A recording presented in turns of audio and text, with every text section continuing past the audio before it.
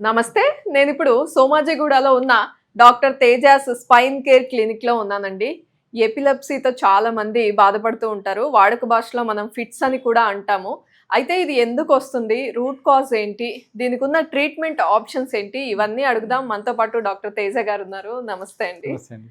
So fits yeah! వాడుక భాషలో అందరూ అలానే అంటూ అవును. ఉంటారు. కానీ చాలామందండి ఆ వ్యాధితో బాధపడుతూ ఉన్న వాళ్ళు కొంతమందయితే ఎంబారస్ అయిపోతుంటారు. అవును.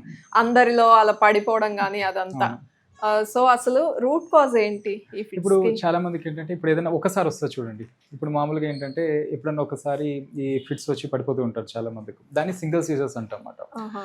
సో ఎపిలెప్సీ అంటే ఏంటంటే ఇప్పుడు ఒక 3 ఆర్ 4 టైమ్స్ కన్నా ఎక్కువ వచ్చింది. దాన్ని మనం ఎపిలెప్సీ అనొచ్చు. ఎప్పుడో ఒకసారి వచ్చిన దాన్ని మనం ఏమంటామంటే సింగిల్ సీజర్స్ అంటాం అవును. అన్నమాట. సో అది మళ్ళీ రావచ్చు, లేదంటే అక్కడితో స్టాప్ అవ్వచ్చు. అంటే మనకి కాజెస్ చాలా ఉంటాయండి. ఇప్పుడు లో బ్లడ్ షుగర్, ఇప్పుడు షుగర్ పడిపోయినప్పుడు కూడా మనకి ఎపిలెప్సీ వచ్చే ఛాన్సెస్ ఉంటాయి. ఈ సీజర్స్ ఓహో! వస్తాయి. ఈవెన్ బీపీ తక్కువ ఉన్నప్పుడు కూడా ఇవి వచ్చే ఛాన్సెస్ ఉంటాయి. ఈవెన్ సోడియం తక్కువ ఉన్నా ఈ సీజర్స్ వచ్చే ఎపిలెప్సీ వచ్చే ఛాన్సెస్ ఉంటాయి మనకి ఫిట్స్ అనేది. అలానే పిల్లలు చూడండి బిలో 6 ఇయర్స్ హై ఫీవర్స్లో కూడా ఈ ఫిట్స్ అనేది వస్తాయి అన్నమాట. సో ఇక్కడ ఏముంది, ఇప్పుడు హై ఫీవర్ వల్ల ఫిట్స్ వస్తాయి కాబట్టి ఫీవర్ తగ్గితే ఆటోమేటిక్గా ఫిట్స్ అనేది తగ్గిపోతాయి మనకి. సో అలానే కొన్ని మెటాబాలిక్ కాసెస్ చెప్పొచ్చు. అలానే ఇప్పుడు బ్రెయిన్ ఇన్ఫెక్షన్స్లో ఎన్కెఫలైటిస్ కావచ్చు, అలానే ట్యూమర్స్ కావచ్చు, అలానే ట్రామా ఏమైనా బ్రెయిన్ ఇంజురీస్ అయినా దానివల్ల వస్తుంటుంది అనమాట. ఫస్ట్ సపోజ్ ఏదైనా ట్యూమర్ వల్ల వచ్చింది మనకి ఫిట్స్, ఇప్పుడు ఆ ట్యూమర్ రిమూవ్ చేయగలిగితే ఆ ఫిట్స్ అనేది తగ్గిపోతుంది మనకి. ఇప్పుడు సోడియం ఉంది, సోడియాన్ని మళ్ళీ దాన్ని బెటర్ అవుతే ఆ సోడియం లెవెల్స్ అనేది మళ్ళీ మనకి ఫిట్స్ అనేది కంట్రోల్లోకి వస్తాయి. ఇప్పుడు షుగర్ డ్రాప్ అవడం వల్ల ఫిట్స్ వచ్చినాయి అనుకోండి, దానివల్ల ఏమవుతుంది, ఇప్పుడు షుగర్ మనం మెయింటైన్ చేయగలిగితే ఆ ఫిట్స్ రావడం అనేది ఆగిపోతాయి. అంటే కొన్ని రకమైన ఫిట్స్ కి ఇది సొల్యూషన్స్ అనమాట. అంటే దేని వల్ల వస్తుంది రూట్ కాజ్ చూసుకొని కొన్ని జెనెటిక్ కాసెస్ ఉంటాయి. వీళ్ళు ఏంటంటే కొంచెం మెడిసిన్స్ అవన్నీ మెడికేషన్స్ టైం టు టైం తీసుకోవాల్సి వస్తుంది. జెనెటిక్ కేసెస్ అలానే బ్రెయిన్ ట్రామా ఇంజురీస్ ఉంటాయి. సో మనకి ఫిట్స్ అంటే ఏంటి అంటే అబ్నార్మల్ ఎలక్ట్రిక్ యాక్టివిటీ అని చెప్పొచ్చు. అంటే మనకి బ్రెయిన్ సెల్స్ లో ఏమవుతుందంటే అబ్నార్మల్ యాక్టివిటీ అంటే బ్రెయిన్ సెల్స్ లో మనకి కనెక్షన్స్ ఉంటాయి ఈ సెల్స్ మధ్యలో. ఈ కనెక్షన్స్ మధ్యలో ఏంటంటే నార్మల్ గా కమ్యూనికేట్ చేస్తుంటాయి కదా. సో ఏమవుతుందంటే ఈ యాక్టివిటీ అనేది ఎక్కువ అవుతుంది. Abnormal electric activity in brain, దాన్నే మనం ఎపిలెప్సీ అనొచ్చు. అదే ఫిట్స్ రూపంలో వచ్చేస్తాయి అన్నమాట. సో ఇది దేని వల్ల వస్తే ఆ రూట్ కాజ్ చూసుకోవాలి. జెనెటిక్ కాసెస్ లేకుంటే ఏమైనా బ్రెయిన్ ఇన్ఫెక్షన్స్, ఏమైనా ట్రామానా. సో ఇప్పుడు పిల్లలు చెప్పాను హై గ్రేడ్. అలానే మనకి ఫిట్స్ అనేది 15 to 30 ఇయర్స్ మధ్యలో ఒకలా ఉంటుంది, 30 to 40 ఇయర్స్. అలానే అబౌవ్ 60 ఇయర్స్లో లేట్ ఆన్సెట్ ఎపిలెప్సీ ఫిట్స్ అంటాం అన్నమాట. సో ఇలా ఉంటుంది మనకి. చాలా వరకు ఇప్పుడు చూడండి ఫిట్స్ అనేది చాలా మంది ఏమవుతారంటే ఇప్పుడు కింద పడిపోయినప్పుడు ఈ తాళం చేతులు కానీ ఏదో ఒకటి పెడుతుంటారు. నేను ఇప్పుడు అదే అడగబోతున్నాను. అంటే అది సూపర్స్టిషియస్ యాక్టా లేకపోతే అది నిజంగా అంటే వర్కౌట్ అవుతుందా? యాక్చువల్లీ దాని వెనక సైంటిఫిక్ రీజన్ ఏం లేదండి. మనం తాళ చేతులు పెడితే కంట్రోల్ అవుతుంది అని చెప్పి. అంటే మనం ఇక్కడ చేయాల్సింది ఏంటంటే ఎవరైనా మన ముందు ఫిట్స్ వచ్చి పడిపోతే వీళ్ళు ఏం చేస్తారు, టంగ్ బైట్ చేస్తారు, అలానే కాళ్ళు చేతులు కొట్టుకుంటూ ఉంటారు. వాళ్ళకి ఏంటంటే ఒక పక్కకి పడుకోబెట్టడం మంచిది. ఇది మాక్సిమం 1 or 2 minutes కంట్రోల్ అయిపోతుంది మనకి. సో వీళ్ళకి ఏంటంటే ఈ టైంలో చాలా మంది వాటర్ తాగిస్తుంటారు. సో ఈ టైంలో ఏంటంటే వాటర్ తాగించకూడదు అనమాట. అది ఒక్కొక్కసారి లంగ్స్లోకి వెళ్ళి వేరే ప్రాబ్లమ్స్ వచ్చే ఛాన్సెస్ ఉంటాయి మనకి. సో వాళ్ళ సైడ్లో పడుకోబెట్టేస్తే వాళ్ళ పల్స్ ఎవరికైనా అబ్జర్వ్ చేయడం వస్తే పల్స్ కానీ బ్రీతింగ్ కానీ చూసి దాంట్లో ఏమైనా చేంజెస్ వస్తే మెడికల్ ఎమర్జెన్సీ అది మనకి ఇమీడియట్గా నియర్ బై హాస్పిటల్స్లో అడ్మిట్ చేయడం మంచిది. లేదు బ్రీతింగ్ బాగానే ఉంది, పల్స్ బాగానే ఉంది అంటే సో పర్వాలేదు అనమాట. సో ఇవన్నీ చూసుకోవాల్సి వస్తుంది మనకి. అంటే దాని వెనక సైంటిఫిక్ రీజన్ లేదు. చాలా మంది తాళం చేతులు పెడుతూ ఉంటారు. పక్కన ఉన్న వాళ్ళ దగ్గర దాని వెనక అయితే మనకి సైంటిఫిక్ రీజన్ అయితే ఏం లేదు. అలా ఫిట్స్ వచ్చిన వాళ్ళకి పక్కకి పడుకోబెట్టడం అనేది, వాళ్ళ చుట్టూ కాళ్ళు చేతులు కొట్టుకుంటూ ఉంటారు కదా. సో దానివల్ల షార్ప్ ఆబ్జెక్ట్స్ ఏమన్నా ఉంటే దానివల్ల హార్మ్ అవుతుంది. అవి ఏమైనా ఉంటే ఆ సరౌండింగ్స్ లో అవి తీసేయడం అనేది చాలా మంచిది. సో ఫిట్స్ వచ్చినప్పుడు ఏంటంటే వాళ్ళకి దేని వల్ల వచ్చింది రూట్ కాజ్ అనేది చూసుకోవాల్సి ఉంటుంది మనకి. అంటే ఫిట్స్ అది ఖచ్చితంగా అని మనకి ఎలా అర్థం అవుతుంది? ఖచ్చితంగా ఇప్పుడు డాక్టర్ దగ్గరికి తీసుకెళ్లాలని. కొంతమంది కళ్ళు తిరిగి పడిపోతుంటారు. అంటే అది కొంచెం ఫిట్స్ లాగా ఉంది అని మనం అబ్జర్వ్ చేసి ఫిట్కి స్కాన్స్ ఉంటాయండి. ఎంఆర్ఐ పెట్ స్కాన్స్ ఉంటాయి, ఎంఆర్ఐ స్కాన్స్ ఉంటాయి, అలానే ఈఈజీ ఉంటుంది. ఈఈజీలో ఏమైనా అబ్నార్మల్ యాక్టివిటీ ఉందా అవన్నీ టెస్ట్స్ ఉంటాయి కదా. కానీ డాక్టర్ ఇక్కడ ఇంకొక డౌట్, మీరు ఈఈజీ అన్నారా? సో ఇది వచ్చిన వెంటనే తీసుకెళ్తేనే అది క్లియర్ గా చూపిస్తుంది. కొన్ని డేస్ అయిపోయాక, ఒక 1 week 10 days అయిపోయాక వెళ్ళి అట్లా స్కాన్ చేపించి టెస్ట్ చేపిస్తే తెలియదు అంటున్నారు, నిజమేనా? ఇప్పుడు ఫర్ సపోజ్ చూడండి, ఇప్పుడు స్కాన్స్ నార్మల్గా వచ్చింది, ఈజీ అబ్నార్మల్గా ఉండే ఛాన్సెస్ ఉంటాయి. అంటే అందులో చేంజెస్ ఉంటాయి.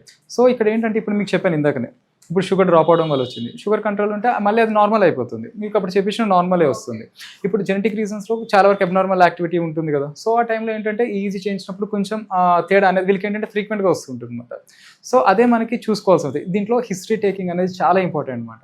ఇక్కడ మేము దీనికి ట్రీట్మెంట్స్ ఏమి ఇస్తామంటే చాలా వరకు ఆక్యుపెన్చర్లో స్కాల్ప్ ఆక్యుపెన్చర్ కావచ్చు, అలానే కన్వెన్షనల్ థెరపీ అంటాం, అలానే ఆస్టియోపతి అంటాం.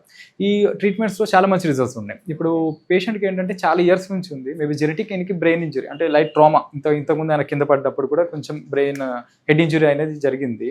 సో దాని తర్వాత ఫిట్స్ అనేది కొంచెం ఎక్కువ అవ్వడం జరిగింది అనమాట.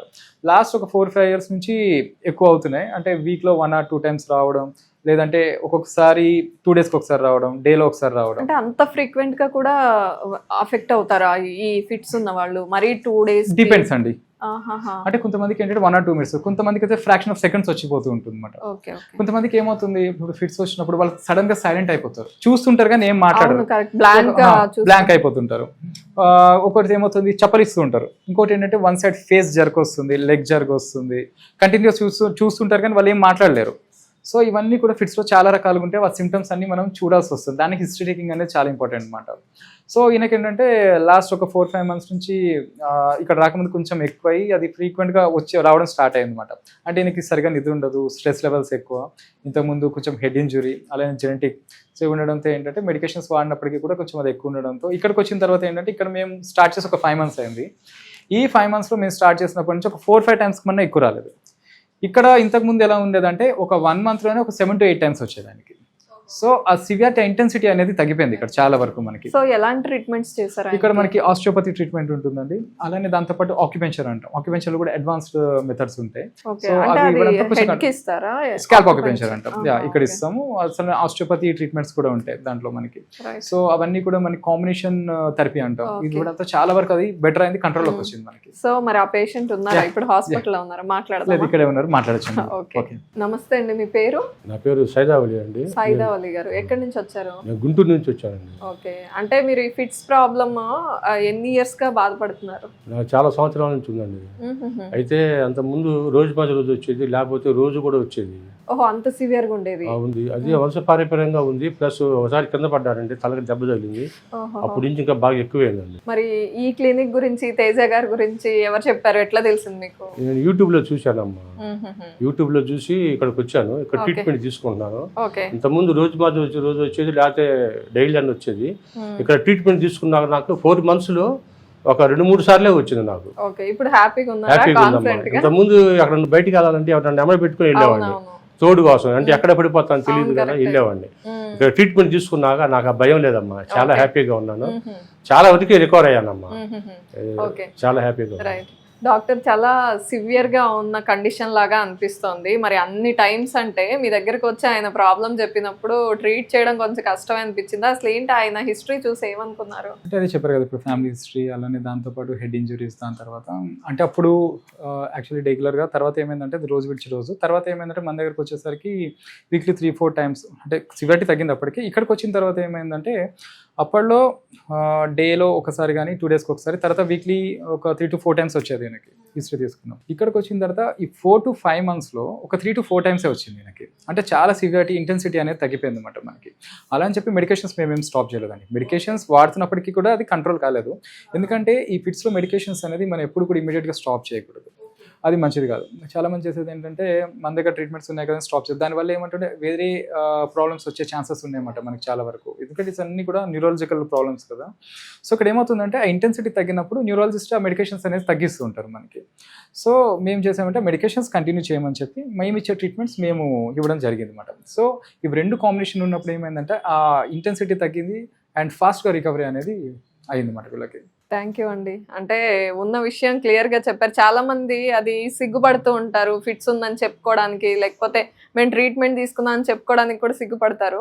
చాలా క్లియర్గా చెప్పారు. మీరు చెప్పిన విషయం చాలా మందికి ఉపయోగపడుతుంది, అందుకే పిలిచాం మీతో. థ్యాంక్ యూ అమ్మా. నా యొక్క ట్రీట్మెంట్ చూసినాక చాలా మార్పు వచ్చింది, చాలా హ్యాపీగా ఉన్నాను. రైట్, నమస్కారం.